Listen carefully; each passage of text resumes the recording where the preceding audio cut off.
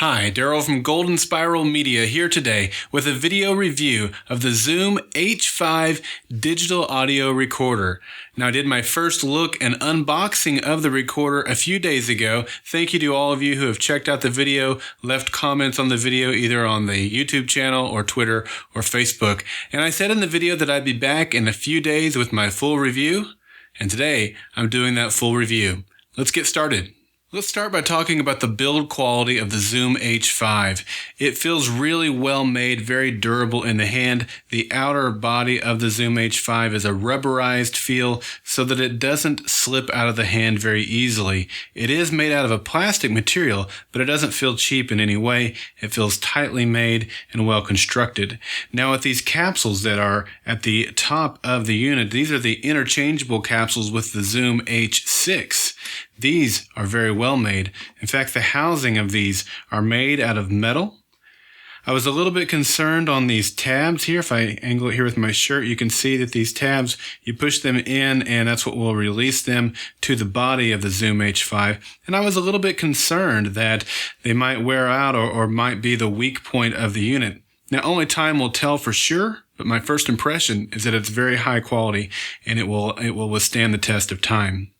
One thing I'll note here when I'm putting this back on, you can see here at the top of the unit, there are two tabs right here, one tab here at the bottom, and those will line up here with some tabs that we have here, one and two tabs right here, so that it's not possible to put this on backwards. It only goes in one way. The guys at Zoom know what they're doing. And you heard that snap. That means it is in place and it is not going to go anywhere. Again, a nice signifier of a quality build.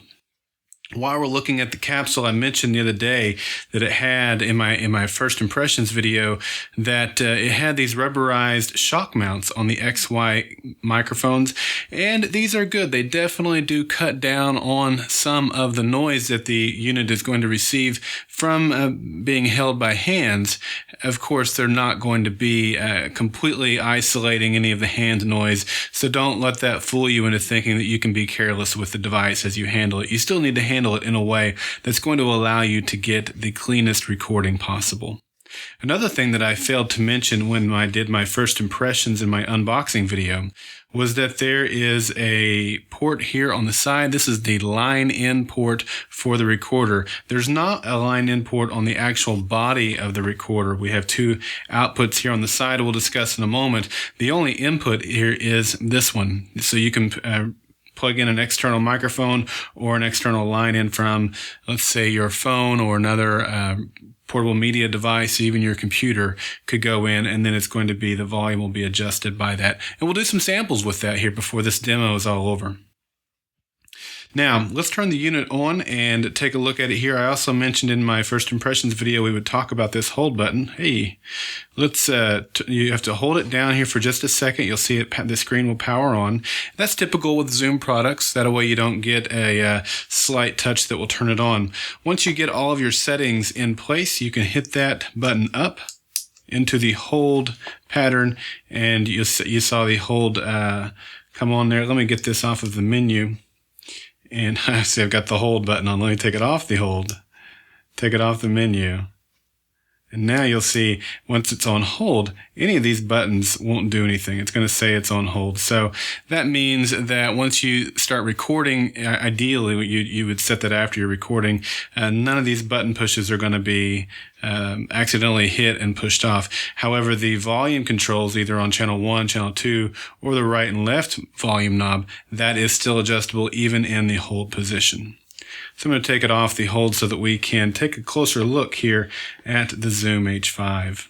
All right, let's take a look at the menuing system that we have. You can see here as I'm talking, it's picking up my sound through the X and Y microphones that are here at the top, although I'm not recording right now. The numbers you see here at the top of the screen are actually showing you how much recording time is left on the card.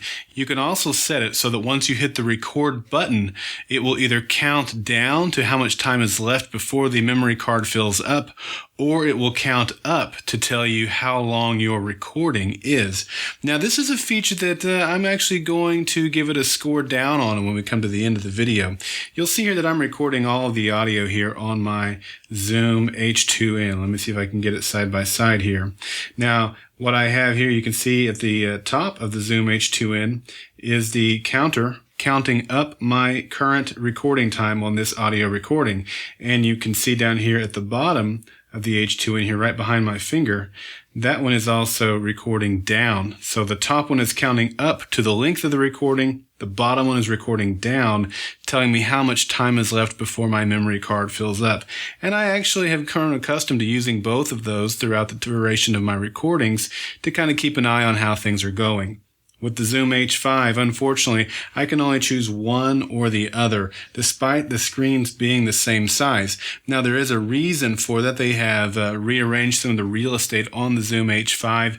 We'll talk about those features. So they did get rid of a feature, but they added some other things in its place. So you might actually like it better, where I'm not crazy about that change. Now, let's get into the menuing system so that I can show you some of these. Now, before we do, let me point out some of the things here on the Zoom H5. Keep note here of how there's nothing on the side of the L or the R or the 1 or the 2. And also take note here across the bottom black stripe, there is only the indicator as to which file format I am recording right now, which is WAV 44.1 kilohertz 16-bit depth. That's what I'm currently recording at. So let's hit the menu button here on the side of the recorder, and that will bring up the menuing system. And from here you can go up and down using the joystick. The joystick is also a button if you push it straight in, which is a little bit clunky, something that I'm not really crazy about with this recorder. The Zoom H2n has the same joystick style of button, and I'm not crazy about it on that device as well. Let's so what I have selected here, you can push the menu button to always go up a level in the menuing. What I have selected here is the in-out option. And so these are the features that you're going to have available for each of your channels. This has 2 channels here at the bottom of the recorder. These are XLR or TRS tip ring sleeve, which would be your 1/4 inch style cables. Either one will fit into these. So this is channel 1 and channel 2, as you can see.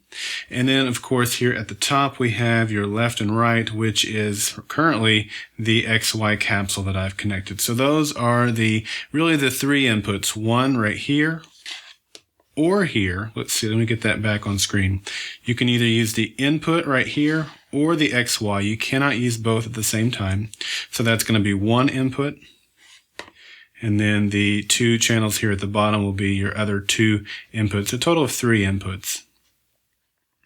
All right, so for the top option there, we have the low cut, and from there I can choose which of the inputs I want to affect or have the low cut affect, either all of them, the number 1 or number 2 input that's at the bottom of the device, or the LR, which is the XY microphone. And so once I choose which of those inputs I want to apply the low cut to, I then can choose which of the frequencies I want to cut out. You can see we have quite a range there from 80 hertz all the way up to 237 hertz. If you're not familiar with a low cut filter, what that's going to do is help cut out low frequencies. Low frequencies are going to be wind noise. It's going to be perhaps an AC unit or a fan that's blowing in the background.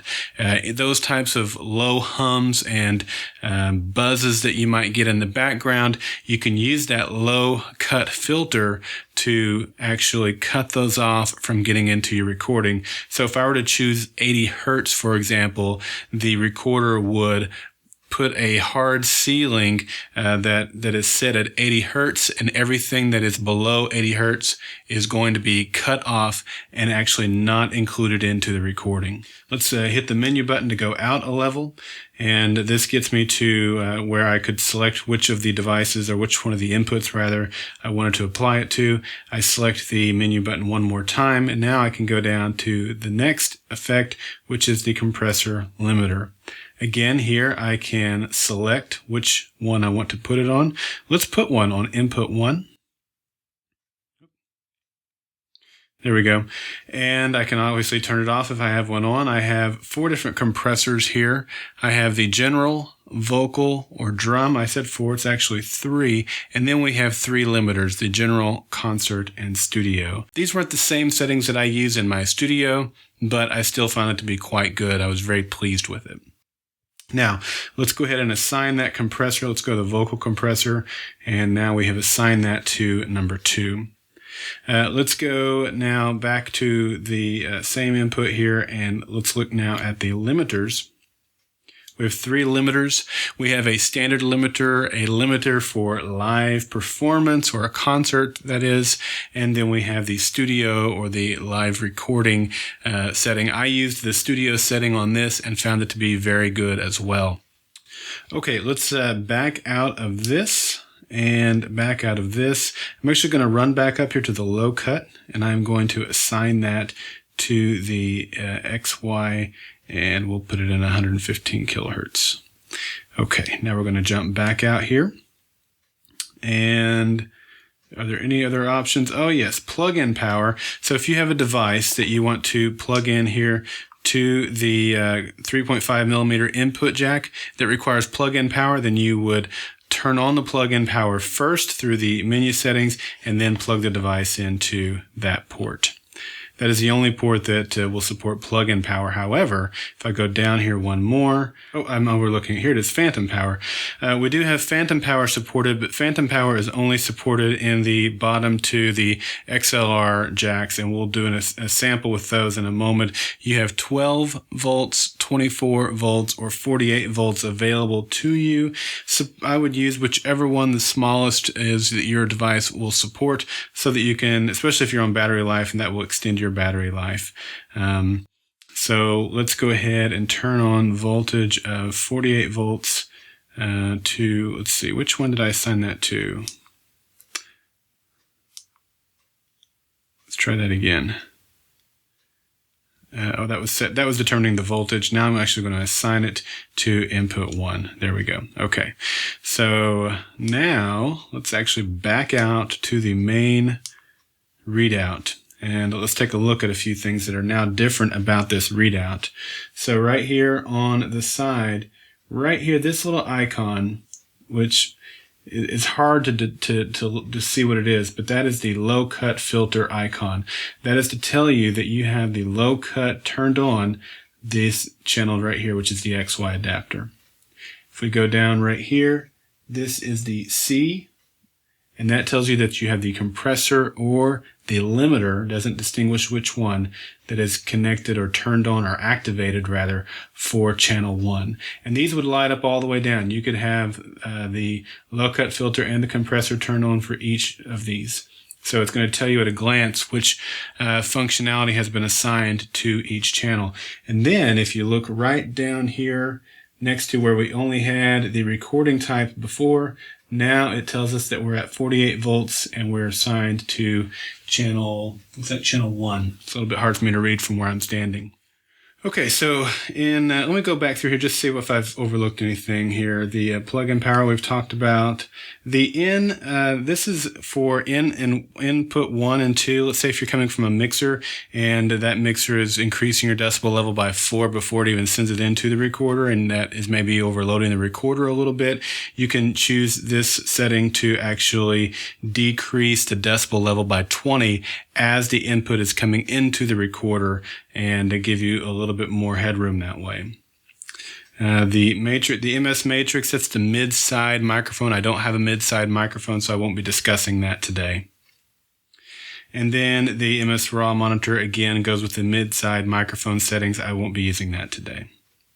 And then Monitor Mixer allows you to monitor your recordings through your headphone jack here, or through your line out rather, and you can specify in there whether or not you want it to be with a lag or not with a lag, depending on if you are trying to do real-time monitoring or trying to do some looping to loop in with some music and record it. I won't be showing that functionality today, but that is part of the functionality of the recorder. and then the line out level. So this is really cool. With the line out here, let's say we're sending this line out to a DSLR or other device that also has some sort of preamp built into it, so that you want to have more control on that device rather than this device. You can actually set the line out. You have some options here all the way down to -30, I believe. Yeah, -30 decibels, that you can turn this down before it actually outputs it out through the line out channel. You don't have a volume knob. The volume knob that we have here goes specifically to the headphone port. So the way that you would control the output level of the line out port is through this menu option right here. So that just kind of keep that in mind. Actually, I'm going to set that back to 0 decibels. There we go. Okay. All right, so that gets us through the input-output menu. The recording menu is going to allow you to choose your recording format. It has a whole variety of recording formats. If you are in stereo mode, which I'll discuss stereo and multi-mode in just a moment, but stereo mode in MP3 gives you 48 kilobits per second all the way up to 320 kilobits per second. Stereo mode in wave gives you 44.1 kilohertz at 16-bit all the way up to 96 kilohertz at 24-bit. And if you're in multi-mode, you're only going to be able to record in the wave format. You're going to have wave 44.1 kilohertz at 16-bit all the way up to 48 kilohertz at 24-bit. So that's what your recording formats are going to be. Auto record and pre-record are some features that you can use to, once it comes, the auto record would be once it detects a decibel level above a certain point, it will automatically start recording. Pre-record will allow it to actually record a little bit before you hit the record button. So if you're a little bit late on that button, then it'll actually help you out and save your skin a little bit. Now, the backup option here, I'm not going to demonstrate that for you, but what that will do is it will also record a secondary file. So you have the primary file that you're recording at the levels that you have set, and it will record a second recording of the exact same thing at 12 decibels lower, so that if you're recording, let's say it peaked and it distorted, then you would have that backup recording at a lower decibel level that's not distorted, again, trying to save your skin. All right, you can rename projects. This is your counter setup. I mentioned that a moment ago, and what you can do with that is either choose to have it count up or count down as you're recording. As I mentioned, I would love to have that do both. So those are your options in the recording menu. Tools, it has a built-in metronome and a built-in tuner, so you can tune your guitar with the device. You can also use the metronome to count you down. Let's say you're using this for a type of band recording. You set the metronome to give you a count, and it will count you off as you start the recording. So that's a really handy feature. And then within the system, you set the date, time, the backlight. If you are going to use batteries, you want to tell if you're using alkaline or nickel metal hydrate batteries. I said lithium ions in my previous video. I was mistaken on that.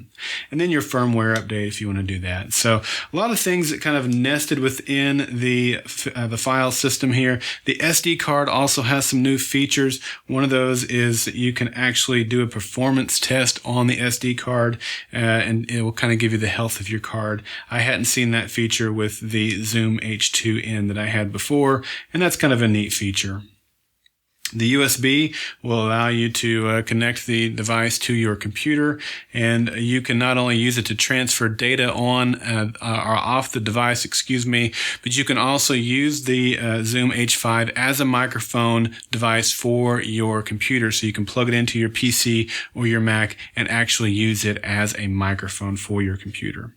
So there you have it, a lot of functionality here with the recorder. I know you're wanting to see what it sounds like, so all of the recording that you've heard up to this point has been recorded. I have a shotgun microphone just out of view here. It's my HT-DZ HT81 shotgun microphone. I have a video available for a review on that, and that's all being pumped into my Zoom H2N. Now let me do a side-by-side of these videos. Let me zoom my camera out here, and then I'll do a side-by-side of the Zoom H5, the H2N, and the Roland RO5.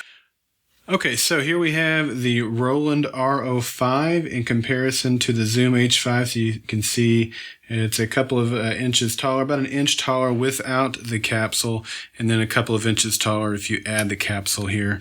So you can get an idea of how they compare on their height. And then if you look at their width, you can see, you know, it's just a bigger recorder. It's got more functionality than the Roland has as well. So that's kind of expected. Let's compare the Zoom H5 with the Zoom H2N now. Let me do it this way. There we are. So there you can see I'm still recording via my Zoom H2N, and a little bit taller than the RO5, but still shorter than the H5. And then if you look at them on their thickness, let me get that over there for you. Now let me show you around the front controls of the recorder here a little bit. You can select or deselect which inputs you want to be active by either by just tapping the buttons here. Either the left or the right will work for the XY capsule, and then you can activate the 1 and 2 channels individually. You can do that during a recording. So I could be live recording and have 2 devices plugged in here using the XY capsules, or have a connection here and actually turn those off and on during a recording. So it's quite handy, and I'll demonstrate that for you in a few moments. You can see I can monitor the levels as I'm talking here right above the XY capsule, and then you can see the readout here as I adjust the input volume knob here, and you can see them blinking. As they blink, that means that I am peaking, and so it gives you a quick eyeball indicator. Also look here on the side of the recorder here, it has turned black on there's a black rectangle there at the end. Let me turn these off. Now as I turn them back on, I haven't peaked, and then as I peak, you'll see it now turns black and stays black. So that's another, if you missed the blinking, you can also look over and see that the rectangle has become black, and that'll give you another indicator that a peak has occurred. All right, now what I want to do now is give you a demonstration of some of the recording flexibility and capabilities of the Zoom H5. What I'm going to do is a simultaneous recording through the XY microphones. I'm going to plug in a dynamic microphone to the channel 2 input. That's going to be the Heil PR40. And then I'm going to connect a condenser microphone to the number 1 input channel. That's going to be the HT-DZ HT81 shotgun microphone. It requires phantom power, and I'm going to pull that phantom power from the Zoom H5. So let's set that phantom power up first. I'm going to hit the menu button. I'm going to go down to the in-out option and then select phantom power. I'm going to choose on off and then select input 1 and turn on phantom power to input 1. Now I already have it set to the 48 volts, but if I wanted to change the voltage, I could. You can see right there at the bottom, it tells me that it's at 48 volts. I think my shotgun microphone will also operate off of 24 volts, but since I don't know that for sure, for the sake of just making sure it works properly, I'm going to keep it at 48 volts. Okay, so what I'm going to do now is I am going to connect my Heil PR40 to the number 2 input of the Zoom H5, and then I'm going to connect the HT-DZ HT81 shotgun microphone to channel 1. And you can see I'm not getting any readouts right now because none of these channels are activated. And I'm going to actually make sure the phantom powered microphone is off. I want to show you when it comes on. I'm going to bring that into view here. The first thing I'm going to do is activate the XY microphones right there. You can see when I did that, I'm starting to get a little bit of a readout. I can turn this up here and get an even bigger signal out of these XY microphones. Okay, now let's turn on, let me turn that down just a little bit more. Hello, check, check, check, check, check, check. That'll work. Now, let's bring in the Heil PR40, and I also need to activate channel 2 for that. So channel 2, the light is on, and now as I speak into the microphone, there we go, I've got a nice readout from the Heil PR40, and going to swing that down there. There's a look at the dial for you. And then I'm going to turn on my phantom powered microphone. You're going to hear it click. All right. Now you also see there's no readout yet because I need to activate the channel. And now once I do that, there you go. So I've got the HTDZ HT81 through getting phantom power from channel 1. I have the Heil PR40 not needing phantom power being plugged into channel 2. And then I'm using the XY microphones at the top capsule for channel left and right. Now let's start the recorder here. And you can see it counting up right there. It tells me that it's recording. Now what I'm going to do is a recording. You can see I'm going to record all of these at the same time, and I'm going to isolate these in the video so you can get a better idea of what they're going to sound like. So up to this point, all of the audio that you've heard has been from an HTDZ HT81, but not this one that you can see on screen. I have another one that's just off of screen. Now I'm going to switch over to these mics individually. So this is the Heil PR40 dynamic microphone that is plugged in to the Zoom H5 digital audio recorder into channel 2 of the Zoom digital audio recorder. And now I'm going to use the the condenser microphone, the HTDZ HT81, switching over to it now. Now this is the audio from the HTDZ HT81. You can see, or hear rather, from my tapping that it is the microphone located right in front of me. This is a condenser microphone and it's pulling phantom power from the Zoom H5 digital audio recorder. Now I'm going to switch over to the XY capsules. You can hear that tap right there. And this audio that you're hearing is being recorded from the XY condenser capsules that come included with the Zoom H5 digital audio recorder. These are recording in stereo where the other channels are recording in mono, although you can set up channel 1 and 2 to record in stereo. I don't have them set up that way currently. But the XY capsules are obviously recording in stereo. That's not necessary for a vocal, but in this case, that's the way I'm doing it. Now, I've got one other thing that I want to do here for you. What I have is my phone that I've got just off camera here. I have the Apple 4S, and I'm going to go ahead and plug my headphones. You'll see here I'm going to connect them into the side of the H5. There we go, and it made an indication.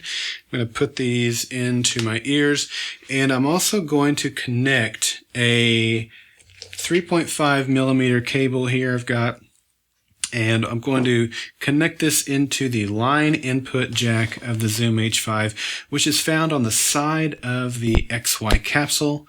You heard that popping there, and so now the XY capsule isn't recording anything because I'm not sending a signal to it. The microphones will turn off automatically, and now it's going to wait for a signal from the line in, and that is going to be through my phone. So what I'm going to do is demonstrate here how you can use an app like the BossJock Studio app and actually record a podcast from top to bottom right here with the Zoom H5. So I'm going to start some podcast music.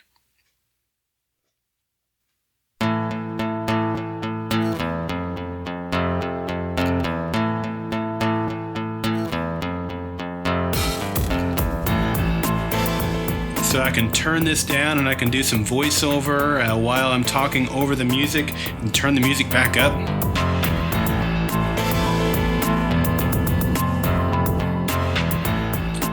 Yeah, so there you go. I think that peaked a little bit more, but you get the idea of how flexible it is to use the Zoom H5. You can plug in multiple microphones at the same time. Not only that, you can have one or two of them be condenser while the other one may not be. You can also record with the XY capsule or bring in a line in. This is very versatile. It is now a portable recording studio. If you're a podcaster like I am, you can take this on the road and do your complete sweet podcast. That's what I plan on doing with it this fall as I go on vacation. All I need are a couple of very portable microphones. I can plug them into the number 1 and number 2 slot and play my music through the phone or my iPad, and it'll work just great. You can connect it to the iPad as well as a microphone. I did mention it could connect to your computer as a microphone. If you have the camera connection kit for your iPad, it'll connect to your iPad and it can be a microphone for your iPad as well. A whole lot of versatility for the Zoom H5. I love the device and I can't wait to keep using it some more. So that's going to wrap up my review here of the Zoom H5. And as I wrap up, I want to give you some of the pros and cons from my opinion of the Zoom H5. And one of them is both a pro and a con. I love that it has the XLR and the TRS connectors here at the bottom, but I also found that the XLRs can be a little bit hard to pull out. It depends on the XLR, like this one here that I've got plugged into channel number 1.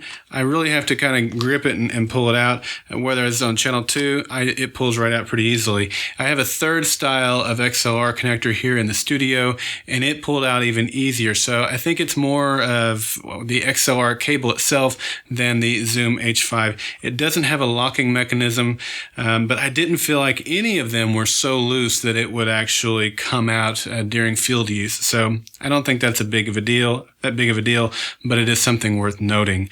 I did mention in my unboxing and first look the other day that I thought this had the play pause feature, and it does. You can see here that it is now recording. It's counting up, and I can hit the play pause button and it will pause. You can see it indicated right up here that it's now paused. And I can hit the button again, and now it's going to start recording again. That will also set a mark if you like to use marks for any number of functionality. I know some podcasters use them to kind of indicate where they've made a mistake. They want to go back and easily find that to edit it out. That's one function of the mark feature, but you can use it for a whole variety of things. And so when you do the play or the pause rather, it will leave a mark for you. So I like that feature as well. A whole lot of flexibility, of course. That is probably the biggest feature. The biggest pro of the Zoom H5 is all of the flexibility. I like the analog knobs here. I don't have to fiddle with, like the Zoom H2N has a single knob on the side, and it was always kind of awkward to see what the recording level was set at. Here on the Zoom H5, they're all front and center. I can use them and adjust them even during hold. I love that. It's very tactile and very easy to use and understand. I like on the side where it has the output for both headphones, which is you can control the volume of the headphone right here, and you can also have the line out that you can send to your DSLR. So you have multiple monitoring options, and I like that as well. One other thing that I love about the Zoom H5 is the placement of the SD card slot. Now, as I've said numerous times, I love the Zoom H2 and I've been using it for years. But one thing I didn't like was that if I was going to mount it to a tripod, the SD card slot was right here next to it. And I actually keep it mounted to a tripod on my desk all the time just so I can kind of, I don't have to worry about falling over when I'm recording and stuff because I have multiple cables going into it. And anytime I'm done with a recording, I either have to get out a USB cable to connect it to my computer, or I have to take it off the tripod, pull the SD card out, and it's a nuisance. It's not a big deal, but it's a nuisance. Well, no more with that. With the tripod mount being here squarely on the back and the SD card being right here on the side, I don't have to worry about taking the tripod mount off in order to get the SD card out anymore. That is a big feature for me. But also practically speaking, if you are using this with your DSLR, you think that this is mounted to the top of your DSLR with your hot shoe, you need that SD card to be accessible. And with it being here on the side of the device, accessible even when you're mounted to your computer, or your camera. So very practical in that sense. So those are my pros for the device. Again, a little bit nitpicky here on some of these cons. These are also looking at it on what could they do to improve the device. One thing that I would love to see in a future iteration of this, maybe they could do it through firmware, but probably not, and that would be a noise gate. We have a compressor and a limiter. The low cut filter will help with a noise gate with those low level frequencies that you might get from a fan or a compressor compressor, or even wind. But I would love to see a noise gate that works off of a decibel functionality rather than a frequency functionality. So the H6 doesn't have that either as far as I can tell. So it's not like they had that in another recorder and didn't include it in this one, but I would love to see that in a future version of a Zoom recorder. Another thing that I would love to have, and this is something that I compared at the top of the video, and I would love to have simultaneously count up and count down on the readout. I understand why they got rid of it. They added some other functionality, but I had become kind of spoiled, and I would love to have both of those on screen at the same time, not having to choose between one or the other. Another con or thing that I don't like, I mentioned this in my first impressions video, is that it comes with a 2 gigabyte micro SD card. That's just not practical. If you're going to be using this for any type of long distance or long length recordings, a 2 gigabyte card is not going to be very useful to you. You're immediately going to have to go out and replace that card. I know that those don't cost very much, so why not include a high capacity SDHC card of 16 or 32 gigabytes with the recorder? I've paid good money for the recorder. You've forced me to go out and replace something that came with it that you charged me for. I would rather see Zoom step up and give a nice, practical SD card with their recorders. Let's see. Oh, yes, this is the other one. This is kind of a what I think could be a big thing. You take the capsule off, and now you have the connectors that are exposed. And you might be saying, well, why would you take the capsule off? Because those are your microphones. Well, if I'm in the field and I want to use this for interviewing, or let's say I'm shooting a film and I have shotgun microphones that my sound guy is using, I don't need the XY capsule. The XY capsule is going to add weight and size to the recorder, in addition to it being exposed to getting hit or other things. I would want to take it off to reduce weight, size, and the risk of harming the XY capsule. But now in doing that, I have exposed the connectors here of the H5 recorder. I would love to see some sort of cap available to protect these so that I can remove the XY capsule or any capsule, take this out into the field, and still protect my recorder. Likewise, I'd like to see a cap for the capsules. And the final negative that I will say is this joystick. It saves space. I think I love the rocker action. What I don't like is that because it rocks and I have to push it in, if I push it in at an angle, I can't, it has to be straight on, and sometimes I get a little fat fingered and fumble with the menu. I'd like to see something else, either another tactical button that I could push so that the joystick isn't a joystick and a button. That's something that has annoyed me with the H2N, and it still annoys me now with the H5. A minor inconvenience because I don't have to get into the menuing systems that often, but it is still an inconvenience and something that I find annoying, and I think that they could improve. So overall, my rating on the Zoom H5 is a device. I am thoroughly glad to have this as a part of my studio, and I think it's going to give me more functionality. When I travel, it will enable me to do more things and produce better recordings without having to take as much equipment with me. I've been taking mixers and other things with me when I travel so that I can get that great pristine recording that I love for Golden Spiral Media. Now I can simply take the H5 and a couple of microphones and I am good to go. If I had that noise gate, it would be even better, but I can get rid of most noise in post-production and set up my recording environment to give me a good starting point. So that's it. This has been my review of the Zoom H5. If this review has been helpful for you, I would appreciate a thumbs up. Leave a comment in the comment section down below. If you have any questions or I can answer anything, if I've miscommunicated anything, let me know. I want to help you help answer any questions that you might have. And I've also got an affiliate link here in the description. If you want to purchase the Zoom H5, I would appreciate your support by purchasing it through my affiliate link. Thanks for tuning into this video, and until next time, take care.